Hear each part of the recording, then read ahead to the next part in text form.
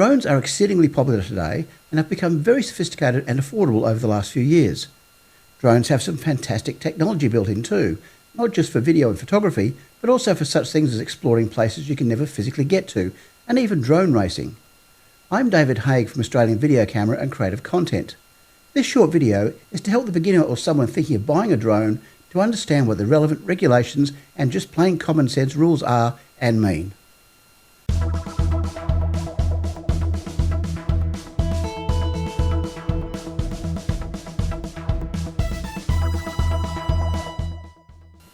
Today, anyone can walk into a JB Hi-Fi, Retrovision, Harvey Norman or Camera House, or order direct online from DJI and buy a drone.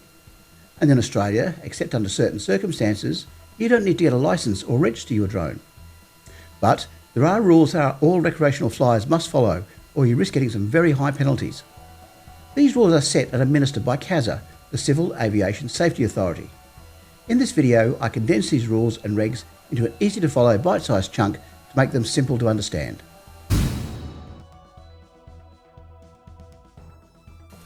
There is a lot of confusion about the rules regarding a drone's weight. The rules in Australia are potentially different from those you'll read about on the internet that may refer to other countries. So here goes. If your drone weighs less than 250 grams, examples include the DJI Neo, Mini, 2, 3 and 4, both standard and pro versions, plus the DJI Flip, and you are flying recreationally, you do not need to register your drone with CASA. But understand this weight only applies if you are using a standard battery and don't have propeller guards fitted. If these are fitted, your drone may weigh more than 250 grams.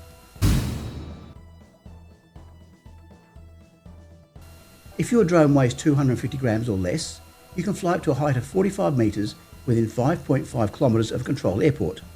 However, you must not fly in any approach or departure paths, inside the airport boundary, or create a hazard at any time. If an airport is uncontrolled, that is, it has no control tower, then you can fly in the approach and departure paths, but must still stay 5.5 kilometres from the airport. Of course, if you become aware of an aircraft, you must land immediately. I do recommend you register your drone whether it is under or over the 250 gram limit, however. If you lose it, you have a better chance of getting it returned, and if you are ever challenged, having that ARN, the CASA registration number, is often a way of showing your legitimacy to fly for those who do not understand the rules, otherwise known as Karens. The web address for registration is at the bottom of your screen. Registration is free for drones under 250 grams. Now this might seem the bleeding obvious, but you are not allowed to fly more than one drone at a time. Technically, for example, even if you have one on hover and you are using a second to film it, then it is against the rules. You must be able to see your drone with the naked eye at all times. So this means you can only fly in the daytime, you cannot send your drone into cloud or fog, and you must not let it go behind a building, over the edge of a cliff, or otherwise become out of sight. And because you must be able to see your drone at all times with the naked eye, you can't fly drones using only goggles or keep track via a pair of binoculars. The maximum height you can fly your drone is 120 metres, or 400 feet in the old money. This number applies to the distance from the drone to the ground directly below, not the distance from the drone to the ground at the location you took off from. In other words, if you took off from the top of a cliff, you must stay 120 metres above the ground the drone is over, not 120 metres above the top of the cliff. The drone must be a minimum of 30 metres away from people in a lateral direction, excepting those who might be assisting you in flying. And you can't fly a drone over groups of people at any time or at any height. Examples include sporting events, beaches, weddings, or a busy road. This is a bit of a no-brainer really, but it is an offence for you to create a hazard with your drone to people, property, or another aircraft at any time. Never fly your drone in any emergency situation such as a bushfire or other natural disaster, either a road accident or a rescue operation. If you are flying, emergency services cannot. It's that simple, and you could put lives in danger. There are special rules about flying in restricted airspace such as near airports, helicopter landing pads and so on. These rules can vary from location to location too. There are a number of apps that allow you to enter your location and will give you a map of the safe areas to fly in the vicinity. And CASA has some they recommend. I've used OK to Fly by Avsoft, and this is available from the Google Play Store or the Apple App Store. Details on other apps are at the CASA website.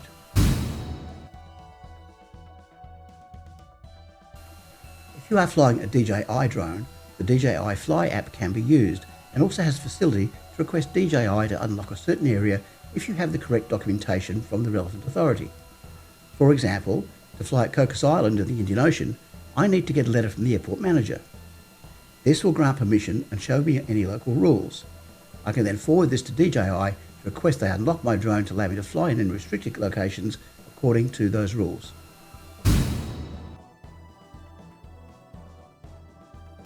If you own a drone like a DJI Avata, which uses goggles to fly with a first-person view, otherwise known as FPV, then you must only fly this indoors or at CASA-approved recreational model aircraft airfields.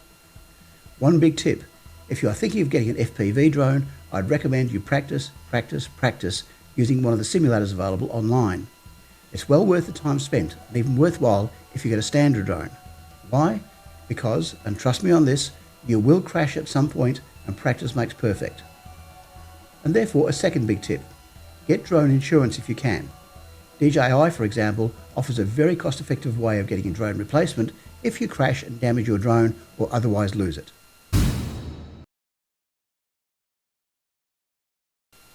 If you want to make money out of your drone flying, you need to get a proper commercial license from CASA. Examples of making money include selling video or photo services that uses a drone to get imagery, or using a drone to monitor or examine such things as solar panels or remote farming equipment. You also need licensing to do such things as fly beyond visual line of sight, or outside the upper range of 120 metres, or at night. The processes to get a license are beyond this video. However, I do have a series of articles explaining the requirements at the web address below. You also need to go through a company that is approved by CASA, and I recommend Global Drone Solutions. Their web address is also below. I hope this video has helped clear up any issues you may have about the rules, regulations and registration of drones. Now, as drones become more popular, I do expect the rules to be tightened, especially in the areas of registration. If you are registered, then CASA will advise you of any changes. If not, I suggest you check the CASA website from time to time. Here is the web address. Finally, in addition to this video, I've created a 34-page e-magazine all about drones, and you can download this for free. The web address is on your screen now. Once again, I'm David Hay from Australian Video Camera and Creative Content. If you feel like giving this video a like, I'd really appreciate it. I'd also like to thank Global Drone Solutions for their assistance and support in the making of this video. Thanks for watching, and happy and safe flying. Oh, one more thing. If you use a GoPro or other action type camera, I think you'll like my free 60-page e-magazine. You can download it from my website at www.creativecontent.au and select the option in the menu bar.